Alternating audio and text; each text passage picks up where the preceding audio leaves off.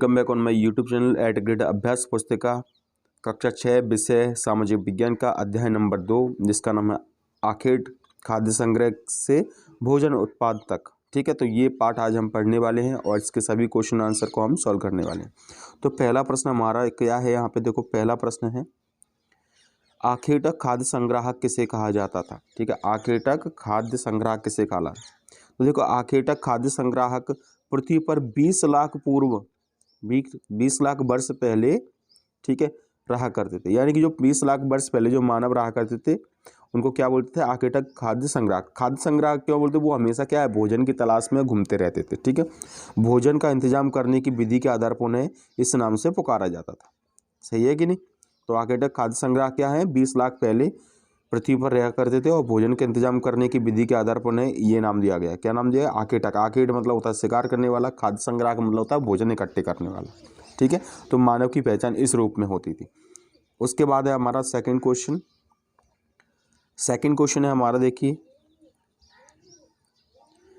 Second है आरंभिक मानव पत्थरों, लकड़ियों और हड्डियों और औजारों का उपयोग किस किस कार्यों में करते थे। ठीक है, यानी पहले ज़माने के जो इंसान थे, जो मानव थे, वो क्या करते थे, लकड़ियों, हड्डियों और पत्थरों, ठीक है, और भी कई औजार थे, उनका उपयोग किस में करते थे। तो आरंभिक मानव इन औजारों का उपयोग फल फूल काटने, मांस काटने, ठीक है, पेड़ों की छाल और जानवरों की छाल उतारने की, जानवरों की खाल लिख देना यहाँ पे, ठीक है, खाल उतारने के लिए करते थे। ठीक है, याद हो जाएगा ये क्वेश्चन और आप इसको नोट भी कर लेना। उसके बाद आता है हमारा question number third. Question number third क्या है, देखो बच्चों कि आरंभिक मानव धीरे धीरे किस प्रकार पशुपालक बन गए। जो शुरू के जो मानव थे वो धीरे धीरे पशुपालक किस प्रकार से बन गए। तो आरंभिक मानव ने धीरे धीरे खेती और पशुपालन की शुरुआत की। पहले क्या है, खेती शुरुआत की और धीरे धीरे क्या है, वो पशुओं को भी पालने लगे और इस प्रकार वो पशुपालक क्या हो गए, बन गए। फाइनली वो पशुपालक यानी पशुओं को पालने लगे, जैसे कुत्ता, ठीक है, भेड़ बकरियाँ, ये सब वो क्या करने लगे, पालने लगे। याद हो जाएगा। इसके बाद हमारा अगला प्रश्न है आरंभिक मानव। आरंभिक का मतलब होता है शुरुआत में इंसान। ठीक है, आरंभिक मानव किस प्रकार को बसने की प्रक्रिया कहा गया है।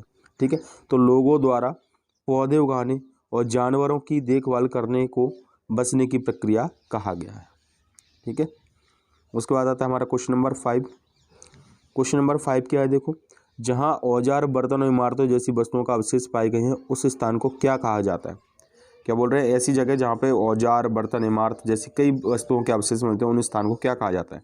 तो जहाँ औजार, बर्तन, इमारत जैसी वस्तु अवशेष में पाए जाते हैं उस स्थान को पुरास्थल कहा जाता है। क्या कहा जाता है उसको, पुरास्थल। याद हो जाएगा। उसके बाद आता है हमारा क्वेश्चन नंबर 6 जो कि इम्पोर्टेंट क्वेश्चन है। ठीक है, आपको एग्जाम में भी याद करना है।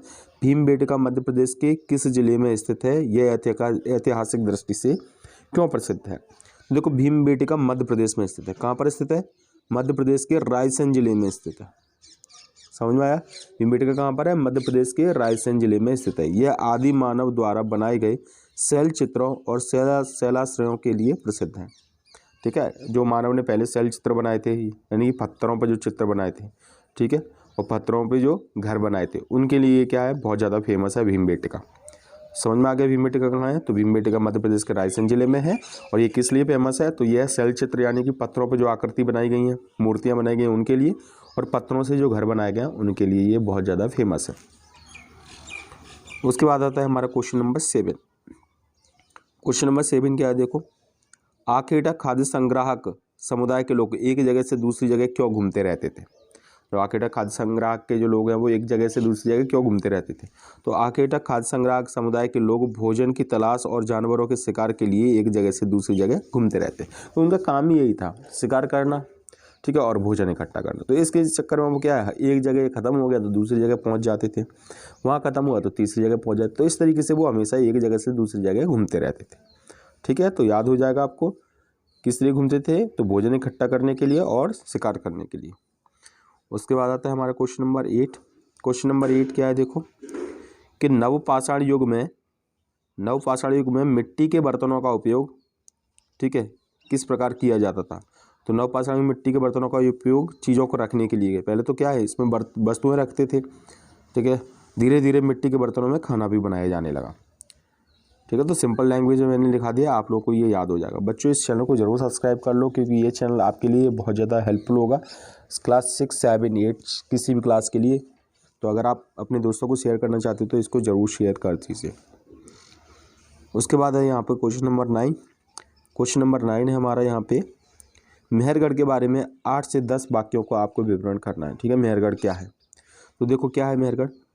मेहरगढ़ प्राथमिक दृष्टि से बहुत महत्वपूर्ण स्थान है, जहाँ पाषाण युग के बहुत से अवशेष मिले थे। यहाँ पे क्या मिले थे, पुराने ज़माने के बहुत अवशेष मिले थे।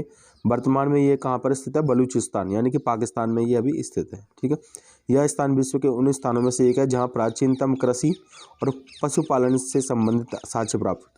ठीक है। तो पहले ज़माने में लोग खेती करते थे और क्या है, पशुओं को पालते थे। इसका कैसे पता चला, तो यही इसी स्थान से पता चला। कहाँ से पता चला, मेहरगढ़ के इलाके से पता चला। ठीक है। जो कि अब कहाँ पर है, पाकिस्तान में है। ठीक है। बलूचिस्तान जो है वो पाकिस्तान का हिस्सा है, पहले वो भारत का हुआ करता था। उन अवशेषों से पता चलता है कि वे लोग गेहूं और जौ की खेती किया करते थे। यहीं पे पता चला कि जो पहले के लोग थे वो क्या करते थे, काय की खेती करते थे, गेहूं की करते थे और जौ की खेती करते थे। उसके बाद फिर से एक आपका डायग्राम है और उसके नाम है, तो मैंने सभी नामों को भर दिया है। ठीक है। तो आप इस नामों को क्या कर देना, आप भी भर देना और नोट कर लेना। तो आई होप आप लोगों को ये चैप्टर पसंद आया होगा। तो मिलते हैं एक नए चैप्टर के साथ, तब तक के लिए जय हिंद, वंदे मातरम।